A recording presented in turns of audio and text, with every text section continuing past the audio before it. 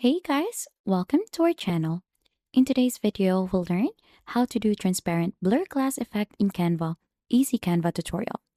And for us to be able to begin, just head on to canva.com and then right after, just choose in a template that you want to use.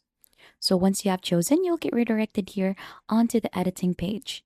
Here onto editing page, the first thing that we need to do is to go ahead and add in our background or the photo that we want to use as a background. So just simply click onto uploads here onto the left side to drag and drop the photos that you want to use in here.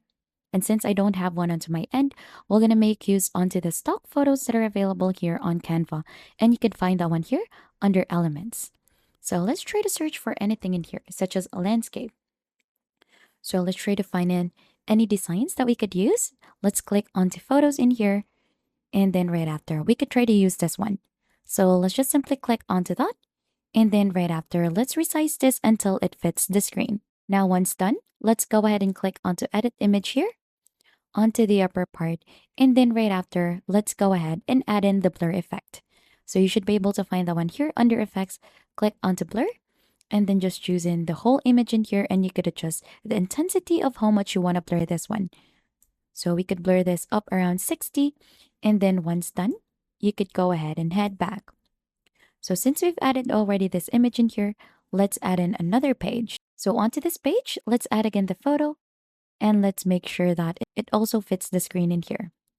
So let's resize this again. So let's just make sure to add in the same photo. And then right after, let's go ahead and copy this one out and then paste it in here. So let's make this one fit the screen. And to add in the transparent blur glass effect, let's resize this one here. Make sure to use the points to create a square, just like that. And as you can see, it did created a blur effect already. Adjust its transparency. And then once done, you'll go ahead and see edit image again in here. Click onto that. And then this time we're going to use shadows.